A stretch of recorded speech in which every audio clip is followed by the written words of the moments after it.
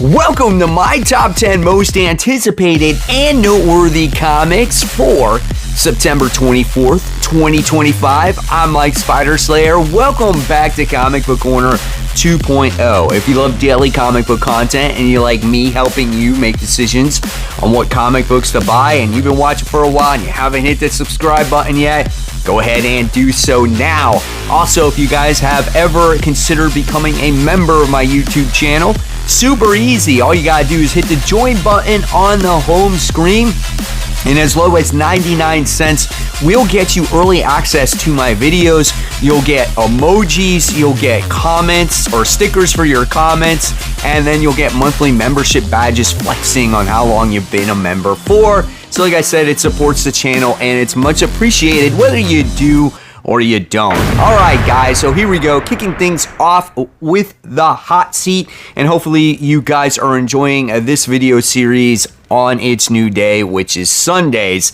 And the book we're talking about here is Power Rangers Teenage Mutant Ninja Turtles 3 issue 2. Now, it's on the hot seat not because it's a bad book. It's on the hot seat because it's a type of book that I can see myself if it drops ever so slightly, I can be like, I'm gonna drop this, because I'm not the biggest Power Rangers guy, but what I liked about this book was the dynamic between the Turtles and the Power Rangers, and I also like the Foot Clan in here, and Bebop and Rocksteady, how they're like super powered and stuff like that, and so it really caught my interest. But again, as soon as it dips down in quality, I can see myself dropping it, so that's why it's in the hot seat. This one is 24 pages, $5. Moving on to the book that's on the rise. This book is really good, and I would always recommend this book to everybody out here if you are a fan of The Thing, and this is The Thing issue 5. So this is the issue where Ben Grimm versus Wilson Fisk. Ben Grimm has been protecting this young female, and we found out in the last issue that this girl has some kind of powers, and Wilson Fisk is after her, and he's been sending all his goons after Ben Grimm to acquire her. So now does Wilson Fisk have to take matters in his own hands. Really well done and well written comic book. Definitely recommend it. 32 pages, $4. Coming in at number 10, we have Spider-Man and Wolverine. This is issue 5. So this is the new character by the name of Dread Shadow. He's versus Spider-Man and Wolverine. Now, this book has been action-packed series. However, the one thing that held it back in a little bit was that Corey Andrews was not on the artwork on the last issue. Now, I forgot to check, honestly, if he was going to be on the artwork on this one. There's a lot of great comic books coming out this week. I could have easily put something else in its place, but this is a series that I think is just fun. Coming in at number 9, this one is Beneath the Trees Where Nobody Sees, The Rite of Spring, issue 3. So the issue 2 of this volume was a little bit slow, but I think it's still kind of setting things up. And when you look at the description of this book, years have gone by. I think it's the year 1994 in this town, and what happens is the internet is coming online, so people are discovering what the internet is. And what's going on is our serial killer, Samantha, she's kind of getting to see how things work, and she's trying to stay ahead of certain murder stories that are being out there and whatnot, and she can post on message boards.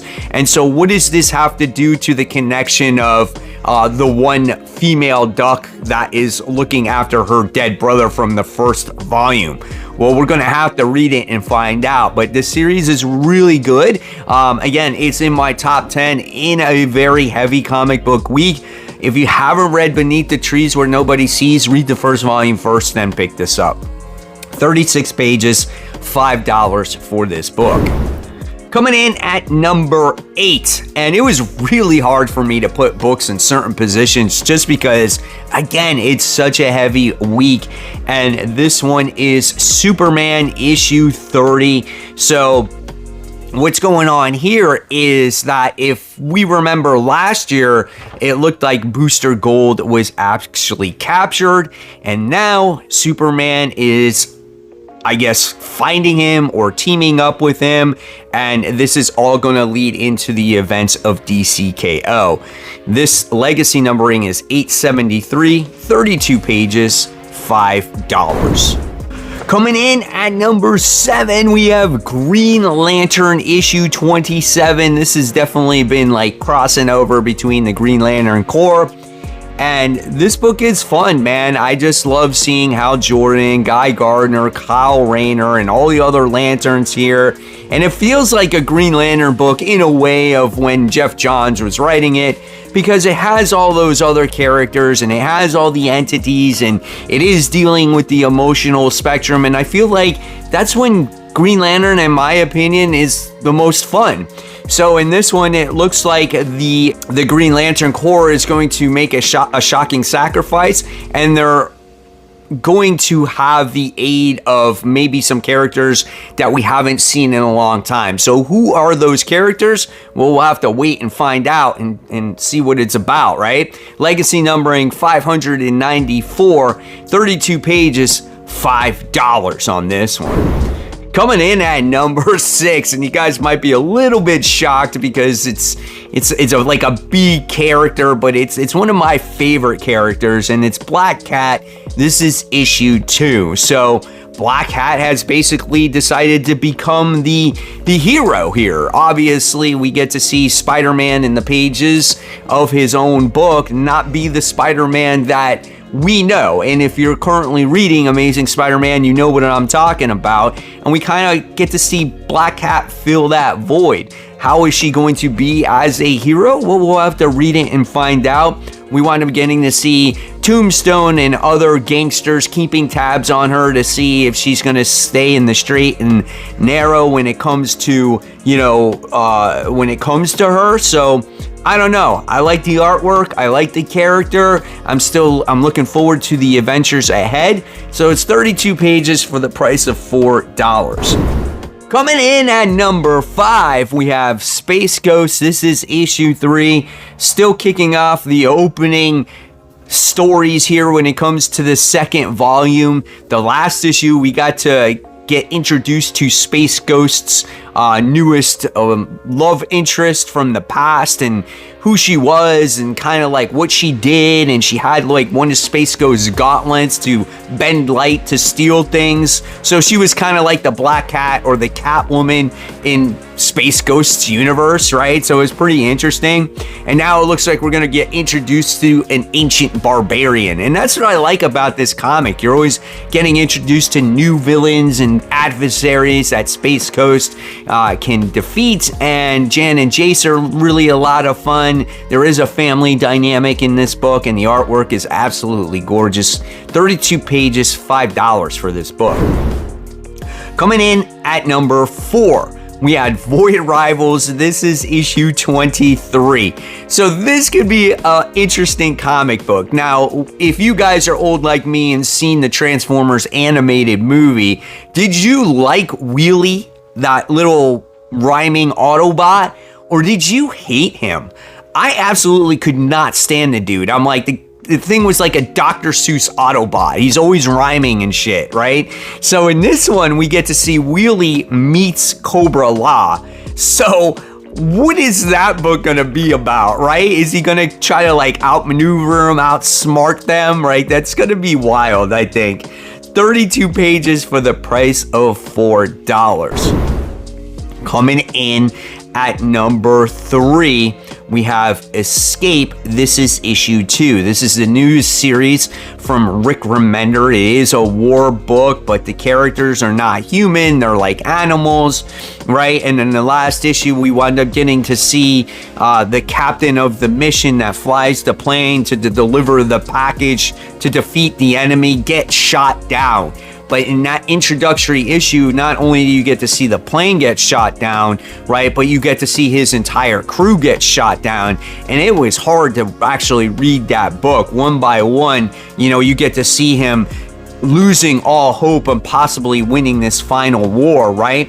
Well, now that his plane crashed. Now he's on enemy lines and he has to survive on enemy lines. How does he get out of there? Well, again, we're going to have to read it and find out. Definitely looking forward to it. I love Rick Remender as a writer. I love how he can write anything as fun as grommets and then as serious as this book right here. This one is 32 pages for the price of $4.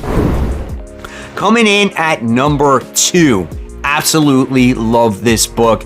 Hyde Street issue 9. You gotta love the storytelling in here by Jeff Johns, and the artwork is phenomenally done in this book. And if you love horror stories but actually has something else besides like anthology stories, right, or one and done, you're gonna want to read Hyde Street. This is so good. And in this story, we get introduced to Hyde Street's own plastic surgeon. I think his name is like Dr. Ego or something like that.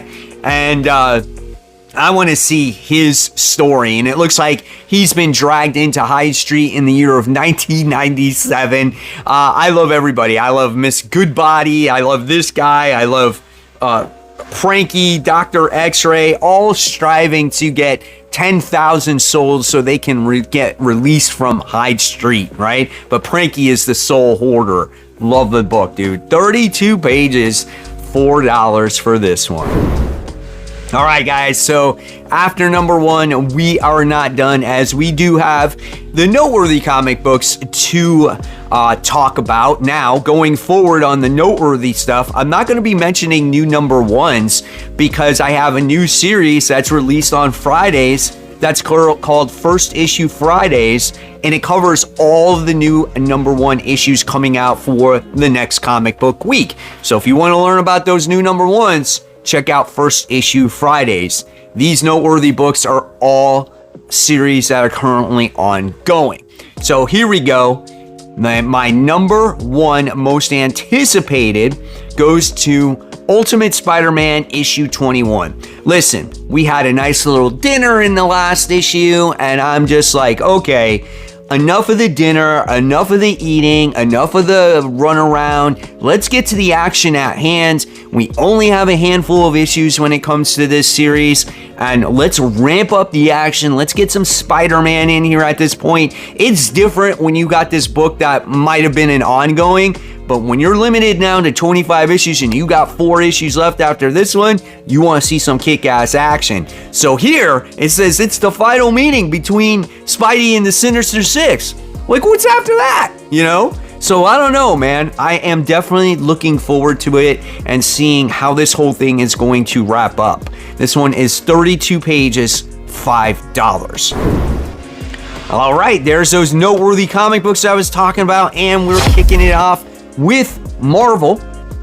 And the first book we are talking about is X-Men, and this is issue 22. So I think this might be the last issue before we get to the Age of Revelation. I want to know a raise of hands, or type Y for yes or no for N for no if you're actually going to be reading the Age of Revelation comic books, or some of them, or at least one of them, right? Let me know in the comments section. All right, and then we have Daredevil. This is issue 25. This is a milestone issue for Saladin Ahmed's series here. Next, we have a fun book. I think this one is pretty good, man. We have Godzilla Destroys the Marvel Universe, issue 3. I love how our Marvel heroes are trying to come up with some kind of way to defeat Godzilla, and they kind of put a band-aid on the problem in the last issue, but yeah, Godzilla is going to be escaping once again.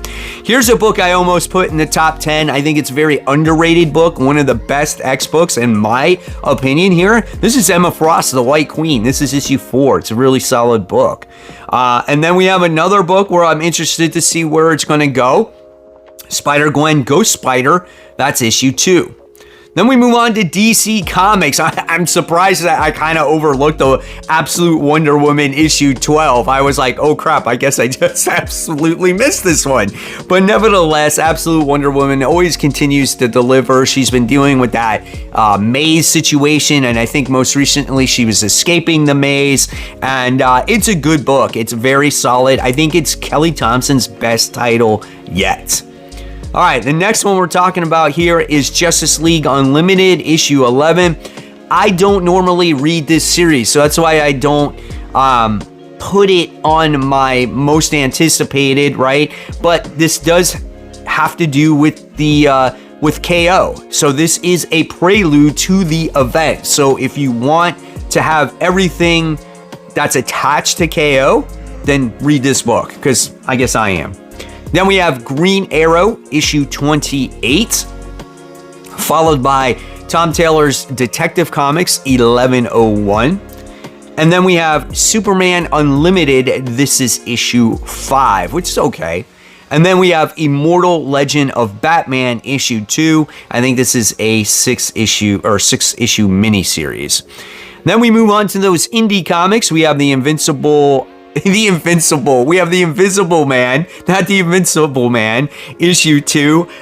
Same thing, I overlooked this book. This is a really good book. If you love like Universal Monsters, check this one out.